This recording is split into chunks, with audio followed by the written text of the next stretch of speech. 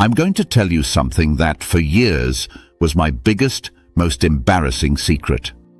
A simple no from someone I liked could send me into a spiral of shame that would last for weeks. Seriously. It felt like a final verdict on my worth, confirming my deepest fear, that something was just fundamentally wrong with me. I would replay every single moment, every word, and just dissect my own behavior until I was exhausted from blaming myself. This cycle didn't just hurt, it was destructive. It stopped me from taking risks, from being vulnerable, and from really connecting with people. It basically trapped me in a prison of my own self-doubt. But I ended up discovering a psychological secret that turned that complete devastation into the foundation of my confidence. And I'm going to show you how you can use it to become unbreakable. The pain of romantic rejection is just different, isn't it? And if you've ever felt it, you know it's not just in your head. What's wild is that neuroscientists have used fMRI studies to show that rejection literally activates the same parts of your brain as physical pain. That feeling of getting punched in the gut or a sharp ache in your chest, that's your brain processing social pain using the exact same wiring it uses for a physical injury. See, for our ancestors, getting kicked out of the tribe was basically a death sentence. So our brains developed this super powerful alarm system to signal a major threat to our survival. Even though we live in a very different world now, that ancient wiring is still there, screaming, "Danger!" whenever we feel left out. For me, the turning point came after a rejection that felt especially brutal. It wasn't some big dramatic scene. It was just a quiet, definite closing of a door I had desperately wanted to walk through. And for the first time, instead of just spiraling, a new thought cut through all the noise. I cannot keep living like this. I was just so tired of giving someone else the power to define my self-worth. I was tired of letting a two-letter word completely dismantle my confidence. I realized I had been playing a game I could never win by outsourcing my happiness to other people's validation. That single moment of clarity started me on a journey to understand the psychology of what was happening to me and, more importantly, how to finally stop it. I became obsessed with finding a new way to handle this, and what I found wasn't some trick to avoid rejection, but a secret to completely transform it. The secret is a profound mental shift. It's moving from seeing rejection as a verdict to seeing it as data. That's it. It sounds almost too simple, but when you truly get this, it changes everything. A verdict is a judgment. It's a stamp that says, not good enough. It feels personal, final, and absolutely crushing. It implies you were measured and found lacking, and that's what triggers that deep, primal shame. But data is totally different. Data is just information. It's neutral. It's impersonal. It has zero judgment about your value as a person. Think about it. When a scientist runs an experiment and gets a weird result, they don't throw their hands up and decide they're a worthless scientist. No, they analyze the data, they learn from it, and they adjust their approach. The result is just information that tells them what to do next. When you get rejected, you are not being handed a verdict on your soul. You are being given a single piece of data. The data point is this. For this one person at this one moment, given their own unique history, tastes, and everything going on in their life, the connection just wasn't a match. That is all it is. It's not a reflection of your worth, but of compatibility. It's not about you being flawed, it's about the fit being wrong. This is the core of it all. Rejection isn't a personal failure, it's redirection. It's the universe giving you intel that this specific path isn't your path, guiding you toward a better one. Now, embracing this doesn't mean the initial sting just vanishes. That's a biological response. But it completely stops that second wave of shame and self-hatred that does all the real damage. So how do you actually do this? How do you go from understanding the idea to actually feeling it in your bones? It all comes down to 4 actionable steps.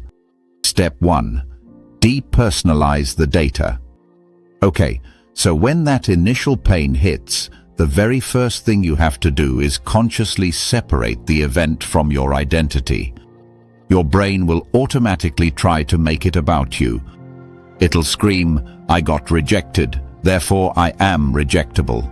You have to catch that thought and interrupt it. A great way to think about it is like a key and a lock. If a key doesn't open a lock, does that mean it's a bad key? Of course not. It just means it's the wrong key for that one lock. It'll work perfectly on the door it was actually made for. Most of the time, a rejection has way more to do with the other person than it has to do with you. They have their own preferences, their own baggage, their own picture of what they think they want.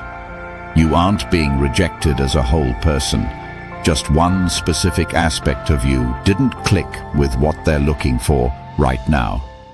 Framing it this way shifts the focus from "I failed" to "it was a mismatch."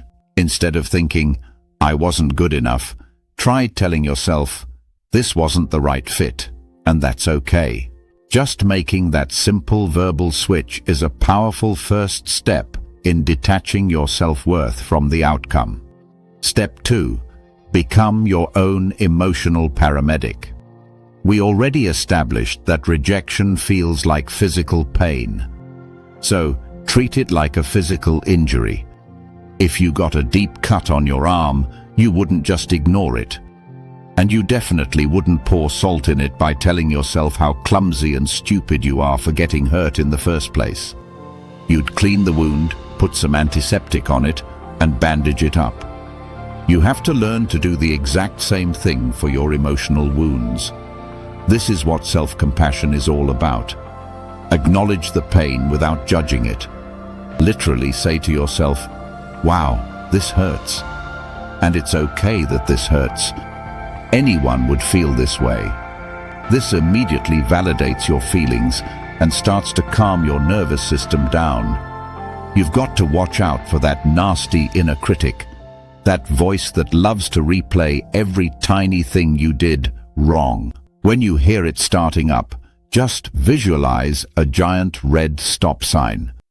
Then, consciously replace that junk with something compassionate. So instead of, "No one will ever want me," you switch to, "That was really painful, but it doesn't say anything about my future." Real resilience isn't about being tough and emotionless. It's about being able to soothe yourself and bounce back. Practicing self-compassion is how you build that resilience muscle. Step 3.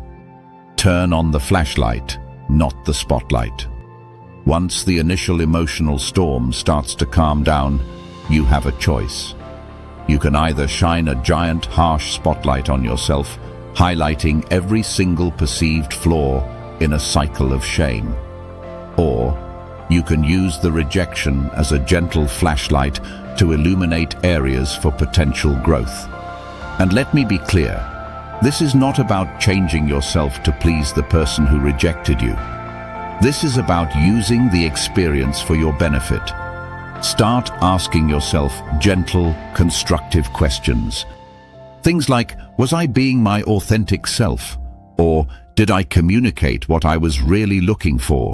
Maybe the rejection shines a light on an old insecurity you haven't dealt with yet, like a fear of being truly seen or a negative body image. This isn't an exercise in finding what's wrong with you. It's a chance to get to know yourself better and to grow in a way that serves you. Maybe you realize you could be a better listener, or that you need to find more happiness on your own, outside of a relationship. When you pull meaning from the experience, You turn a painful event into a catalyst for your own evolution. You literally transform the pain into your superpower. Step 4.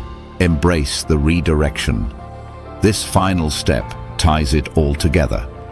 After you've depersonalized the data, tended to your emotional wounds, and used the flashlight for some self-reflection, you can fully embrace the idea of rejection as redirection. This is where having a growth mindset becomes your greatest asset. Someone with a fixed mindset believes their qualities are set in stone, so rejection feels like a permanent stamp of failure. But people with a growth mindset see it as temporary, as an opportunity to learn and get better. Every no you get is simply filtering out the people and situations that aren't right for you, which makes space for the ones that are. It's a course correction, steering you away from a dead end and toward a much better path. And think about it. Do you really want to be with someone who isn't enthusiastically choosing you? In that light, a rejection is actually a gift. It frees you from investing any more time and energy into a connection that wouldn't have made you happy in the long run. When you truly start to believe this, the fear of rejection starts to melt away. You begin to see dating and connection not as some high-stakes performance, but as a process of discovery. You become so much more willing to be vulnerable, knowing that even if it doesn't work out, you'll just be redirected towards something even better. For me, truly getting this framework has changed everything.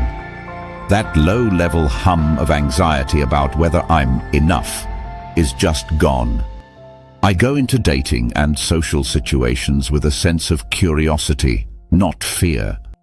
The question in my head is no longer, I hope they like me, but I wonder if we're a good fit for each other. It's such a subtle shift, but it puts you right back in the driver's seat of your own life. My confidence is no longer this fragile thing that can be shattered by someone else's opinion.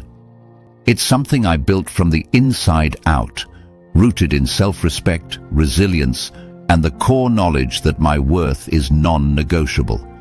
I can be brave and put myself out there because the worst-case scenario, rejection, is no longer a catastrophe. It's just data. It's redirection. And this kind of confidence has a ripple effect. It has changed how I show up in my friendships, in my career, in every part of my life. I'm no longer trying to win anyone's approval. I'm just being my authentic self, and that has brought the right people into my life way more effectively than trying to be perfect ever did.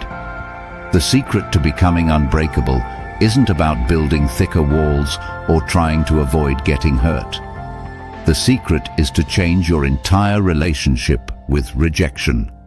See it not as a verdict on your worth, but as data that gives you redirection. Practice depersonalizing it. Treat your emotional pain with kindness. Use it as a tool to know yourself better and embrace the new path it opens up for you.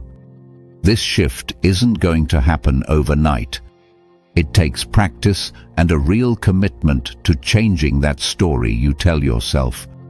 But every single time you choose this new perspective, you are taking your power back. You are telling yourself that your value is inherent and that you are the ultimate authority on your own worth. You're not just building bulletproof confidence, you are learning to become unbreakable. If you found this helpful, I share insights like this all the time on building real confidence and emotional resilience, so be sure to subscribe and join our community. And I want you to leave a comment below sharing one way you're going to reframe rejection the next time you face it. Making that commitment is a powerful first step. And remember, you're not alone on this journey.